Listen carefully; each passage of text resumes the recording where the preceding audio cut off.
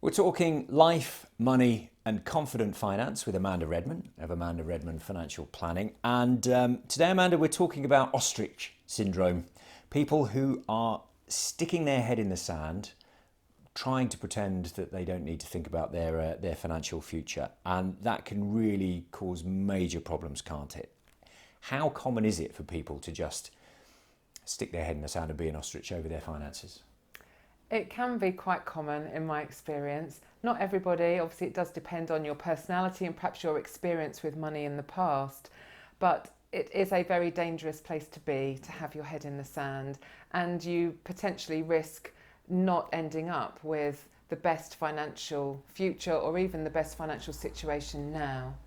Because the Department for Work and Pensions has taken a bit of a look at some of the statistics around it, haven't they? And they found surprisingly large numbers of people don't make any planning at all.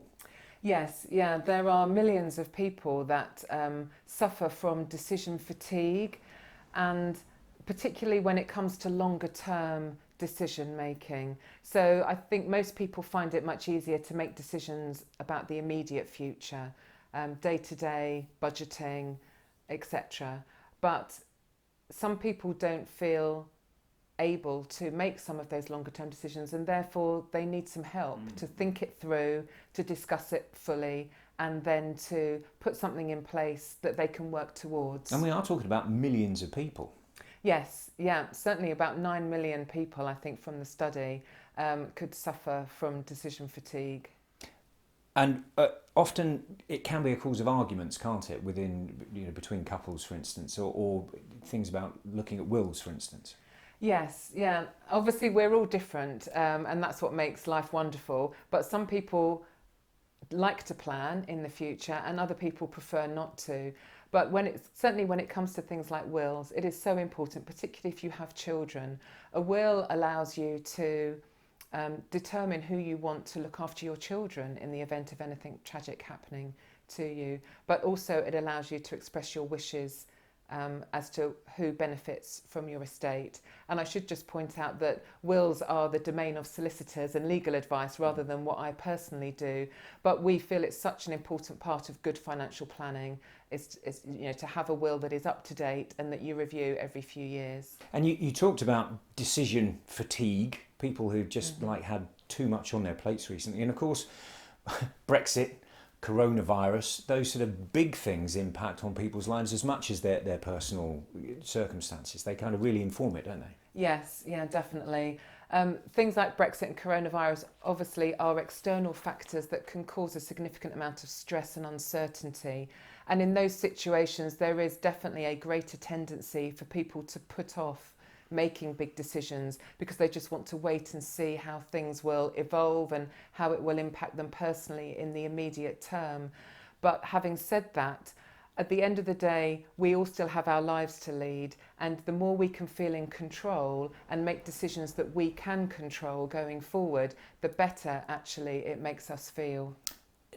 Ultimately, does it matter if you don't make these big decisions early on, if you do keep your head in the sand for a longer period of time and just hope for the best? Well, I think the risk is that you miss out. You miss out on not really getting the most or the best financial future that you can have. So I would always advocate trying to lift your head out of the sand and confront whatever concerns it is that you have. And again, working with a financial planner can make that process a lot easier to deal with. Which sounds easy. Take your head out of the sand and do something about it, but it's often not that easy for people, is it? It's not, but they will also likely realise that they are doing it and know that they do need to lift their head out at some point. As I say, that can be difficult to do on your own. So working with a professional is a good way of doing that and just gradually confronting whatever it is that they're fearful of. Often it can be a trigger that stimulates us to really start thinking about things seriously. So I turned 50 a year ago, and reaching that milestone is definitely a time when people suddenly decide they really do need to get serious about their retirement planning. Other life events could be a divorce, a marriage, being widowed. Obviously, all of those big life changes are great triggers for taking a step back and really getting to grips with your financial plan. And while it's obviously better to do these things as early as possible, better late than never. Definitely, better late than never. Yeah, the more time you have between now and whenever your future big decision is, such as retirement, the more chance you have to improve your situation and make things better. But it's never too late.